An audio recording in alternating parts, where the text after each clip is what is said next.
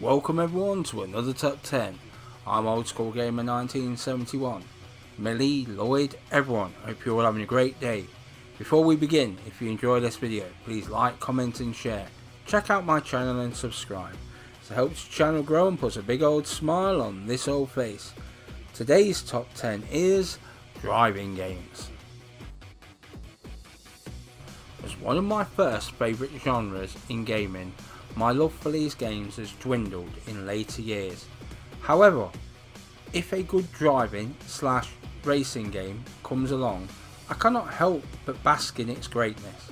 That is not to say that they have dropped in quality, more instead that it's finding time with all these great games coming out seemingly every week at the moment. I miss the classics such as Ridge Racer, Pole Position and Outrun. For me, it was the arcade racer that I enjoyed most. Now, with the size of maps in the average open world requiring vehicular transportation, it is these games that I look to. It gives you a chance to explore an open world. These also normally have races in, but it's not the only thing that you do. So let's raise a glass to these games that have allowed me to mount the pavement and run over pedestrians. So we start off with my number 10, Beach Buggy Racing. Came to the PlayStation 4 in 2014 and was developed by Vector Unit. I like this game as it's a buggy racer that reminds me of other older buggy racers. All kinds of arcadey gaming goodness. To me, this turned my head the first time that I ever played it. Not too difficult, nor a pushover neither, with a light price tag. One to look at if you're in the mood for an arcade racer to waste away an afternoon. Also, some couch co-op is on offer here. Moving on to number 9, the Grand Tour, the game. Came to the PlayStation 4 in 2019 and was developed by Heavy Iron Studios. Now it could just be the commentary of the game being Clarkson, Hammond and May. But there is a tidy racing game underneath, with a choice of cars for each section based on the episodes of the show, a must for a fan of the show or the 3 presenters in particular. With a nice selection of tracks and some amazing cars on offer, I had hours of fun with this game. Number 8, Trials Rising. Came to the PlayStation 4 in 2018 and was developed by Red Lynx. Now I know, a scrambling game.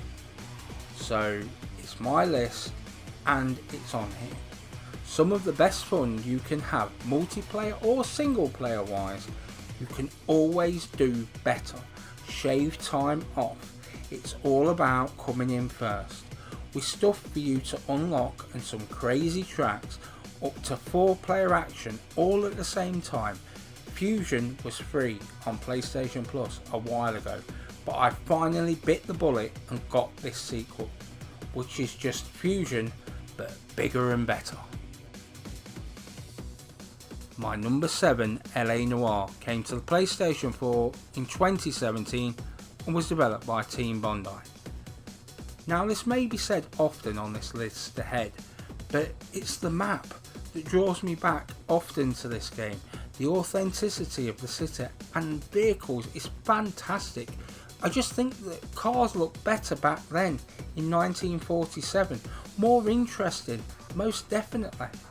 I've seen many photos of the locations from way back when and they look almost exactly like the game.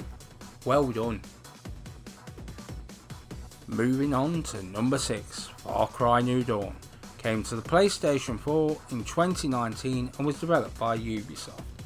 Now it could just be the novel vehicles, or it could be that loud and proud world that nature took back after the bomb. But whilst it is those things, it is a ratio sitting shotgun in the sidecar on a motorbike. The first time is great, but it's knowing that every time you return to base you can do this. Humans are fine, but having a boar or a dog is just fantastic. Because of the ground that you have to cover, fast travel is good and all, but this is just better. Number 5, Mafia 3 came to the PlayStation 4 in 2017 and was developed by Hangar 13.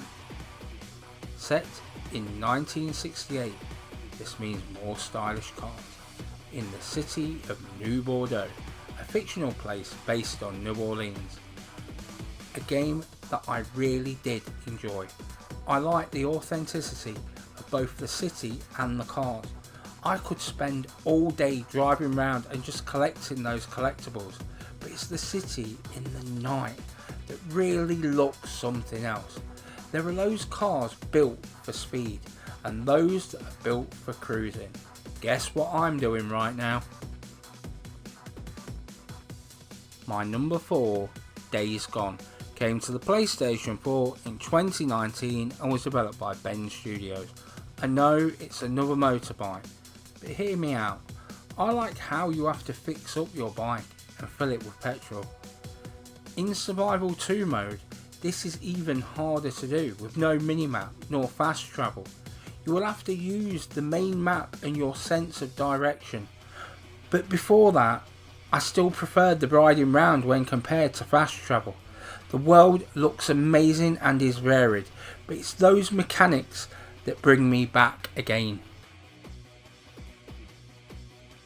Moving on to number 3, Burnout Paradise, came to the PlayStation 4 in 2018 and was developed by Criterion Games. One of my favourite racers from the PlayStation 3 got an outstanding remaster for the PlayStation 4, bringing together some blistering races and the crashes that Burnout is renowned for. A map built for racing and crashing and a few stunts in between. A definitive arcade racer that has never really been topped. For me, this is the pinnacle of the arcade racer. When you crash, it doesn't really matter. And my penultimate entry, Mad Max, came to the PlayStation 4 in 2015 and was developed by Avalanche Studios. For once, it has nothing to do with groin launching, and it all has something to do with that open world.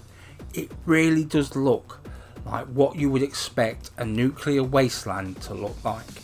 It is also varied and has a beauty to it, but it's that vehicular combat that really makes this stand out. Attacking the convoy takes inspiration from the movies, and it does work rather well, adding some sandstorms, and it's just a great game. And my number 1, Grand Theft Auto 5, came to the PlayStation 4 in 2014 and was developed by Rockstar. This was and is a fantastic game all these years later. Los Santos has never looked better. It is a large open world that was just built for exploration. With much for you to explore and collect, a great single player and a multiplayer that seems never ending, 3 protagonists, all very different, but that world, you can just spend days exploring it. I think we all thought that this was going to be something special, but somehow this is still in the charts some 6 years later. And it's done. I hope you all enjoyed this top 10. There is plenty more content like this on my channel. Check it out, and if you would, spread the word. Leave any suggestions down below in the comments. Enjoy your day one and all. This has been Old School Gamer 1971 signing off.